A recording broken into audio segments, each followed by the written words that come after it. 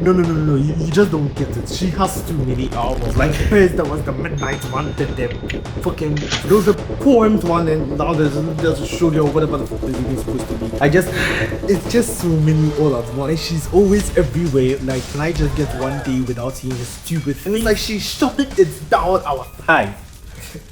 Don't worry about him, we'll get back to him soon, but before that, I'll tell you all a little story. I remember when I was in primary school, we would play a game where we take a piece of paper and we'd go through the alphabet from A to Z, and then we'd list down something under each letter from a specific category. So like for example, for bands, I could go O for One Direction, or Q for Fiifi Nation, X for Xylophone Monsters.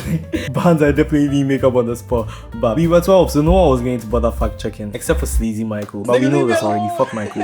What was great about this activity was that even in large groups of people, almost no answer on our list were identical for each letter. It was a great way to learn about your friends, you know, their interests, their hobbies, all of that. But whenever we would play the game under the celebrity tagline, under the letter T, without fail, more than half the group would write Taylor Swift. Taylor Swift is hugely popular right now, but Taylor Swift has been hugely popular for a while, and as her popularity grew, so did the perceived desire for people to want to hate her grow also. Who do you think is the most overrated music artist? Taylor Swift, I'm sorry. To the top 5 reasons I hate Taylor Swift. I think some of us have a different understanding, because there's no way that Taylor Swift gets your blood pumping. Taylor Swift. Oh, you're gonna get hate for that. I know. Oh yeah, they're Big brutal. time. Buckle up, Swifties.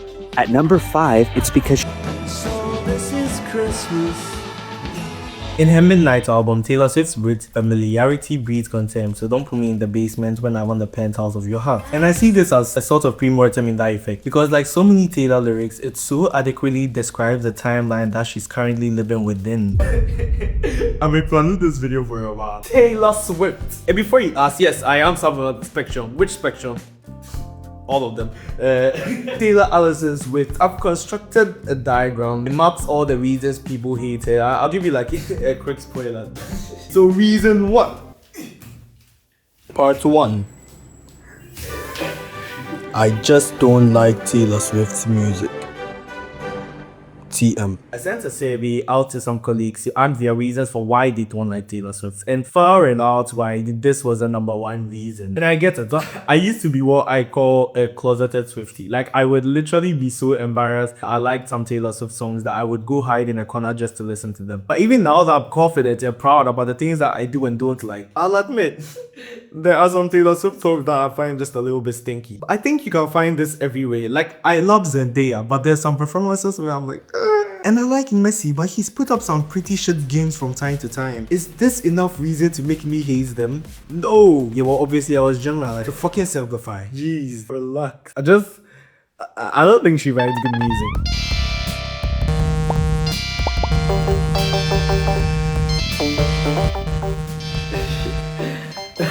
Ladies and gentlemen, round the applause. Oh, did you hear that? That our guy over here doesn't think Taylor Swift writes good music.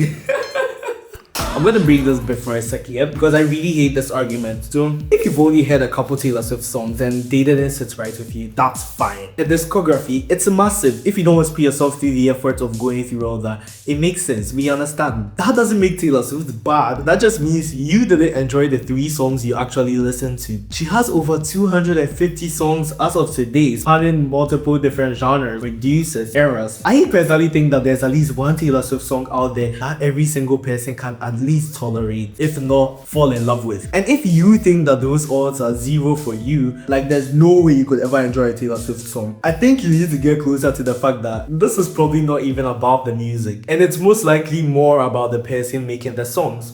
Which is fine. There's artists who I don't want to listen to because I've heard some messed up shit about them, and art is powerful. I do not want their art impacting me in any way. But what I'm proposing is that when you do the same self-search for yourself in an argument against Taylor Swift, what reasons do your arguments really boil down to? You've probably heard this floating on some online forum or maybe even in real life itself. The idea that somehow Taylor Swift writes songs only for teenage girls. And then obviously you're not a teenage girl, I'm not a teenage girl, at least on the outside.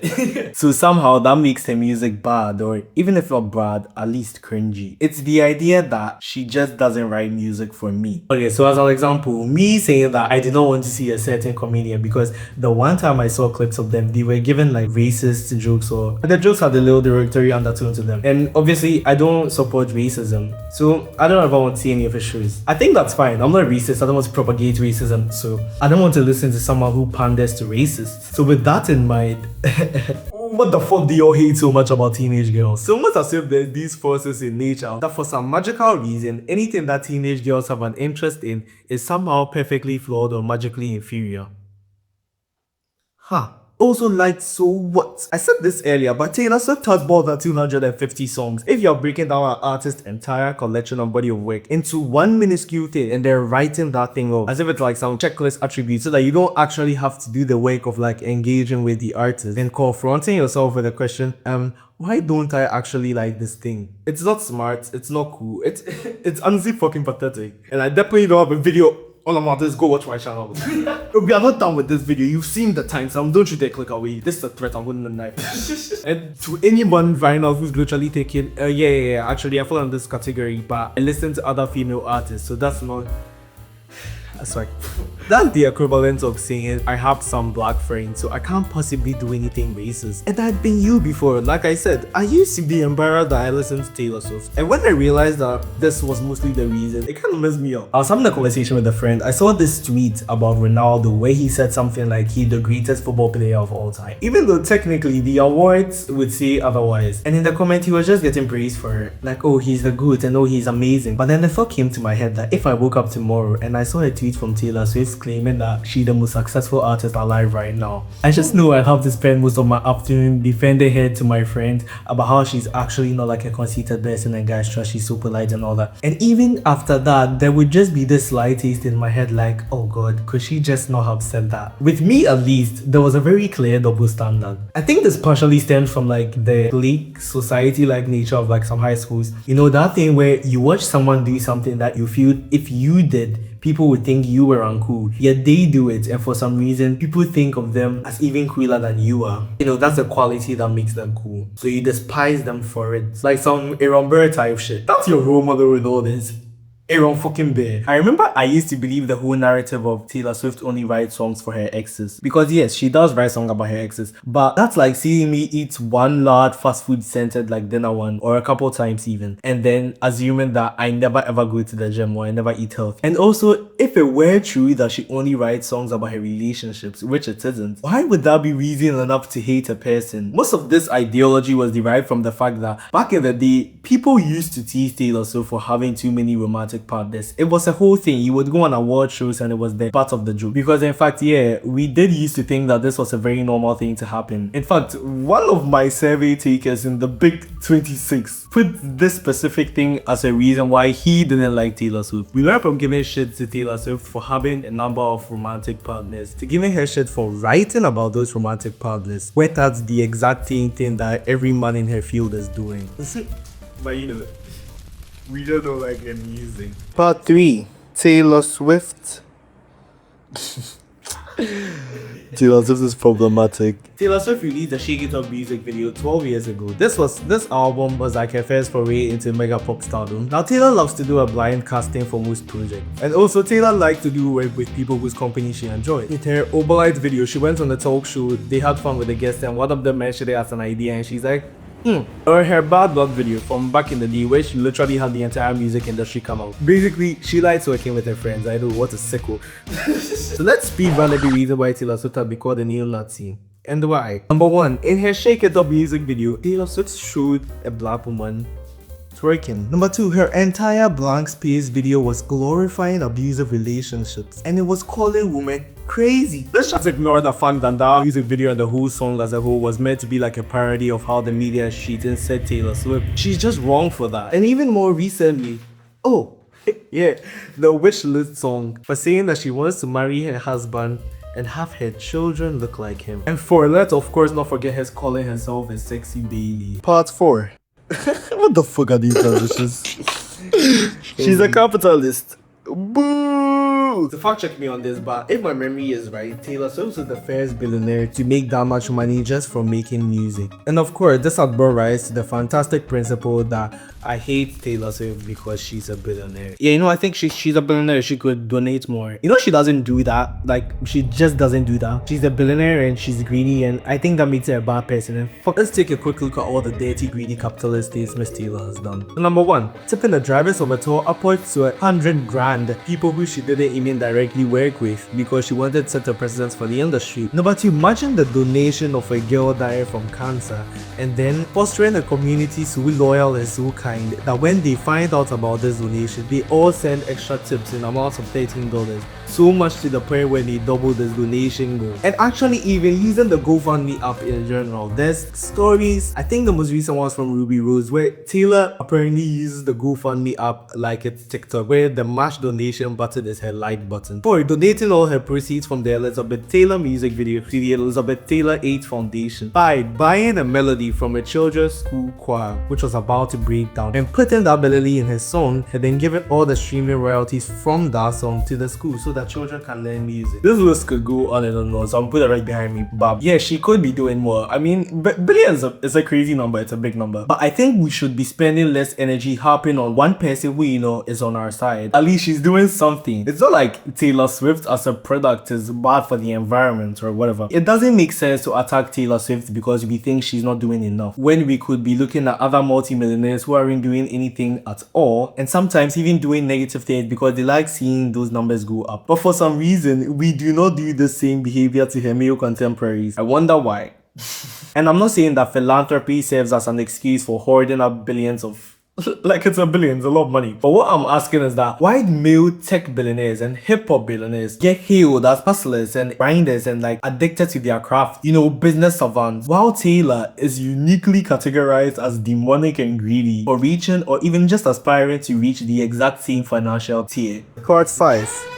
Taylor Swift is a fascist. There's a growing ideology that Taylor Swift is always so quiet whenever it comes to anything political, which like no, she isn't. But even so, isn't that just a good thing? I think we can all agree that television icons and pop star celebrities aren't the best gauge for us to be getting our political opinions from. But also, it feels like any single activism attempt by Taylor Swift is immediately branded as fake activism. They say Taylor never speaks out, but she has an audience, so she has to speak out. You know, the same lens that we put every single artist under. Yet, whenever Taylor does speak out about anything that's political, she's either slammed for to Democrats or for faking support to the LGBT community or a slew of other accusations. It is the Taylor Swift paradox. You're damned if you do and you're damned if you don't. So why the fuck would you ever? Imagine the scenario where you wake up from bed and then the president of your country is posting threats about you, talking about how you are no longer hot. As a singer who grew up in the climate of the Dixie Chicks, where they said something that the president found controversial and they were basically wiped off the face of pop star planet forever. Also, Taylor has outright said that when it comes to some political issues, she isn't informed enough, so she doesn't want to lead her audience on with a half-baked opinion. Because when you have such a wide influence, it makes sense that you want to use that influence wisely. You know, your mind could change. Just imagine you're being called evil and a snake and the spawn of the devil because you write songs about your life and people enjoy them. If you felt very passionate about something, you wouldn't want the fact that you feel passionate about that thing to tarnish the image of the thing in itself. You know, ad hominem or whatever that fallacy is. I need to pay attention to this idea that if Taylor Swift likes this thing, then this thing might be bad. So obviously you wouldn't even want to speak out about certain things that you think are important because you don't want people's image of that thing to be sullied by you. So first, you had a problem because she wasn't doing enough for you, and now you have a problem because she's not doing anything at all. And if she ever does a comeback, she probably wouldn't be doing it the way you wanted to. It's the Taylor Swift paradox. You're damned if you do and you're damned if you don't. Like when we compare it to someone else, like let's say Billie Eilish. Oh. I fell for one of the other tricks. Part 6. Fields. Taylor Swift is a naked. Let's talk to us about the various Taylor Swift feuds. I was going to talk about the Taylor Kanye Iska for a bit, but if you're on this video, you've probably heard of it before, and it honestly isn't very important. Basically, when she was 19 and fresh to superstardom, Taylor Swift won an award, and Kanye interrupted her speech for the award, saying that he thought Beyonce should have won the award instead. Music, so thank you so much for giving me a chance to win a VMA. Yo, Taylor, I'm really happy for you. I'm gonna let you finish. But Beyonce had one of the best videos of all time. One of the best videos of all time. 7 years later, he tries to bury the hatchet and he asked Taylor Swift for permission to use her name in the song. Taylor Swift agreed. What she didn't know she was agreeing to was the way in which her name would be used in the lyric. Now this all came out with a video that featured naked wax models of Taylor on his bed. Classy. And after all this, what happened? Well, contrary to what you might think, Taylor Swift caught all of the flack because according to the internet, she gave him permission to use her name in the song, so she has no reason to be angry that it wasn't used the way she didn't like. And honestly, why is she even mad? Like, she's just overreacting. Like, what the fuck? Taylor said in her song Mad Woman, "You poked that bear till her claws come out, then you found something to write your news around. And in Who's Afraid of Little Old Me, you caged me and then you called me crazy." Damn, Mad Woman is good. These are both songs that Taylor would then go on to get so many negative reviews around because, quote, "this happened many years ago and she should just get over it." I'm not going to go into details, but the media has a way of taking any thread of a feud between Taylor Swift and any other person, usually female contemporary, and pulling that thread to make it seem like a full-blown story, to the point where it's gone out of proportion, whether it's a simple misunderstanding or full speculation or even a single line in a song. And people are so oriented to seeing Taylor as the bad person for some internal reason. So when anything happens, you just either consciously or subconsciously orient your mind to the fact that Taylor Swift is evil, so she must be in the wrong somehow. And you're going to find every single thread that proves your theory correct. Like, yeah, she definitely released the album on the same day as these other artists because she wanted to block them from taking the #1 spot. And she only does this because she hates women. Like, yeah, she's releasing multiple different covers for her album. Not because she wants to make the most money from her hard work. And she's meeting the demand that her audience has for her. But because she's actually evil and she doesn't want any other artist to be able to print out vinyls. Just on the record side of things, you know other artists could do this too as well, right? There's a reason why Taylor can do this and other artists can't. And that's because she's fostered a brand loyalty that allows her to do this. Like, I want those variants, and I'm pretty sure there's a bunch of other Swifties who would agree the same. It's like everything that Taylor does, even in the slight relation to any other celebrity, is framed so that Taylor has to give a reaction that they can then further push as an agenda, such that even a lack of a reaction serves as a reaction in its own. Again, you poke that bear till its claws come out, then you found something to write your news around. The media and the internet in general just treats Taylor Swift and other female artists with this lens of scrutiny that doesn't get applied to male artists of similar sizes. It comes to the point where any public comment defending, well, let me say Taylor Swift, but generally this expands to like most female artists, you'll be bet by comments like this, effectively reducing a woman to only the value that you can obtain from her body. Taylor recently accepted on a award where she said, "I'm a firm believer that anything you feed your mind, it will internalize. Anything you feed the internet, it will attempt to kill. And I don't want that for your dreams." And it's obvious to see this in landscapes like Stanton and Reddit. These are toxic environments. It makes sense that we find it here. But this Taylor Swift's ideology has permeated even environments where I did not think that this was possible. Part 7. Taylor Swift is Satan. I was pregnant for a second. They did think I was pregnant. There was like a story on Snapchat the other day. It was like, wait, did Billie Eilish have a baby? What? Biggest rumor though now, that I sold my soul to Satan. If you have Taylor Swift on your feed and Christian content of any kind, I'm sure you eventually run into the alley that I call Taylor Swift demon call conspiracies. This is where they compare her to Satanists, or they say that her clothing or her concerts are somehow so clearly the mark of the beast. Clearly. There's this idea that's shopped around that it doesn't make sense for Taylor Swift, a woman from a non-famous country who grew up singing country and dressing decently, and she doesn't have any of these controversies and all of that, and she didn't know any people in the industry before she became famous, and she just worked her way up the ladder, you know, she dresses what they consider modestly. There's no point where they can see her selling some part of herself. So they say that the only way they can understand how she's so successful is because she's literally sold her soul to Satan incarnate. Like, what the fuck?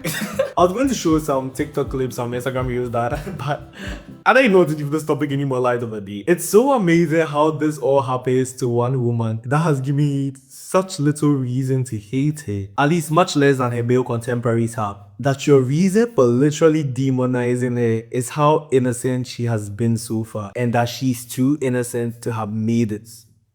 And also, she looked like a woman from the past, you know, that shocking crime, resembling someone that used to exist. Obviously, I'm not saying that every Christian who has issue to Taylor's music is misogynistic. This is not a hate channel, don't go leaving any mean comments. But it's quite revealing that certain men who claim to practice their religion, centered all around love, have found this reason to show hate towards a woman, and they justify this reason by strawmanning her. This specific Christian war against Taylor Swift is manufactured propaganda from some men who are so uncomfortable with the fact that a popular woman is so well liked that they will literally grasp at any straw to call her songs and her community evil. You know, that same community that sees Taylor do a good thing and then they go to show their support. Or the ones who console each other when we are crying. Not because they want to get something out of one or the other, but just because they both like Taylor Swift's songs. Or not even so deep, but like people who just get together to celebrate the release of a new Taylor Swift album and are together in peace and harmony and joy and, you know, that evil community. I hear all the time people referring to Swifties as a cult, which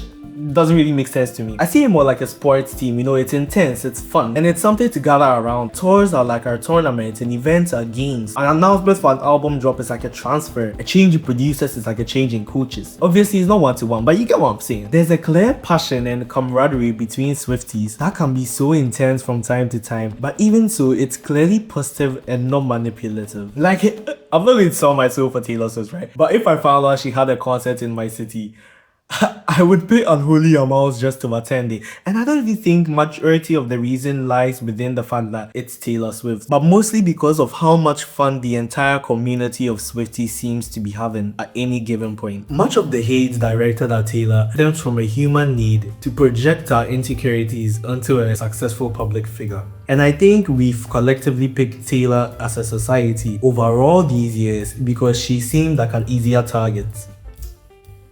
For reasons. Taylor Swift's a skilled musician and she's a skilled businesswoman. She had strategic career pivots when she switched from country to pop and then to folk and then to pop again. Her decisions such as fighting for her masters, taking control of her artistic vision, all of these have paved the path for fellow female artists of a younger generation to do things that were considered impossible back then. By surviving this long, she has inadvertently, like whether intentionally or accidentally, created a safe pathway for people to follow under, where other young and up-and-coming female artists, if they were to have careers like her, it would be seen as normal. Her success is a result of hard work and skill, not just marketing. Like, I mean, you can market bullshit, but after a while it starts to smell. The fact that she's been around for so long is a proof to the testament of her skill and ability. Like, there really is something there, whether or not you can see it. One thing I do love about Taylor Swift compared to other artists at a level is that she's basically controversy free. Well, not controversy free, but she's practically squeaky clean. She doesn't have a racist past or some nasty tease that can like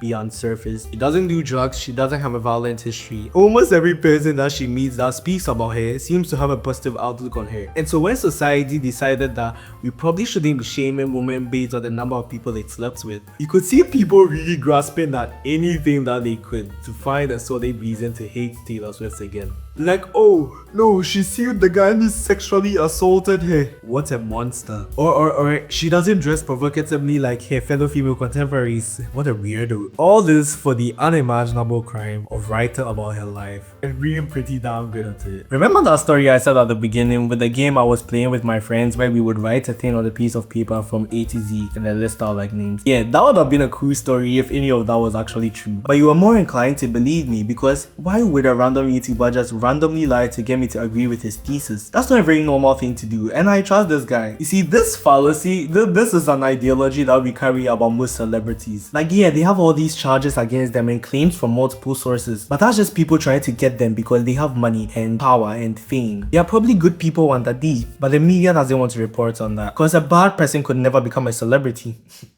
right? This celebrity worship culture has permeated within our society for years and years. And I would say it's even more widespread now because of the advent of the internet. Because here, celebrity teams can sort of mine a parasocial relationship with you. And I would say that no one has even done that as well as Taylor Swift. Yet for some reason, even though she has all these things going for her, whenever it comes to Taylor Swift, we often see the opposite reaction. Once we have a preconceived notion of people, it's quite hard to get our minds to change those initial opinions. And the further action that we take are in reaction to the previous knowledge that we had. So it's not shocking that almost every time without fail, the public decision whenever Taylor Swift does anything is to find the flaw within it and then to publicly tear her down for it and, you know, prove she's not actually a good person and she sold her soul to Satan and she's actually a fake feminist. We hate Taylor Swift because she's always around but she's never present, and she's always passive but yet she's somehow a perpetrator of all the evil in the world, and she's too modest yet she's demon possessed, and she isn't doing anything at all for activism but somehow she's always doing just a little too much. You know, she's so lazy yet she's everywhere. Why doesn't she just take a break from writing? Yet she doesn't write her own music. It doesn't take a detective to see all the inconsistencies here. And I'm not saying that Taylor should be immune from critique, but I think that we as a society should consider why we keep needing to find reason to search for the flaws in a woman who has basically spent her entire career free of any serious controversy. She's worked hard in multiple different documented ways, from being a songwriter, a producer, an actor, a director, freaking a businesswoman, right? And she's being rewarded in front of all of our eyes with the fruit of her labor. Yet for some reason, the internet and so much of my general public at least will have you feel as if all of this is undeserved for her. If you can't think of why any of this feels so surreal or absurd, maybe any reason could be popping into your mind. Taylor seems to me like a person who's trying their best to be decent within a pretty fucked up industry. And you don't need to be a fan of her or her music to see that the way that the media and general public actually talks about her is so biased and frankly sexist. I was raised in a society, shut the fuck up Michael. Sorry, I was raised in a society that encouraged me to think that women competing against each other was a completely normal thing or even encouraged. I still think that more than people with other countries, I am in a society where misogyny is the norm. And we all grew up with sexist ideologies, right? So it makes sense that we would see some of the things that we've done in our past and they would line up with internalized misogyny. That makes sense. And that's fine because misogyny has been forced within our brains since the moment that we were born. But that doesn't mean that we shouldn't do anything about it now. This video is about Taylor Swift, but it's also about you. In the words of the showgirl herself, the worst kind of person is someone who makes other people feel dumb, bad, or stupid for being excited about something that they enjoy. Okay, I'm done now. Obviously, this video wasn't like comprehensive. Not every single thing is here, but hopefully you get the main idea. If there's anything or any perspectives that you think I'm not taking into consideration, I'm all ears, but yeah. If you are looking to get into Taylor Swift and you want like a timeline of her discography or like a makeup, like a pathway that you can use to jump into this pipeline, I can make a video about that. Now that would be kind of fun. But yeah, I'll see some of you soon, my friends. It's almost summer, so I'm excited. But until then, toodles.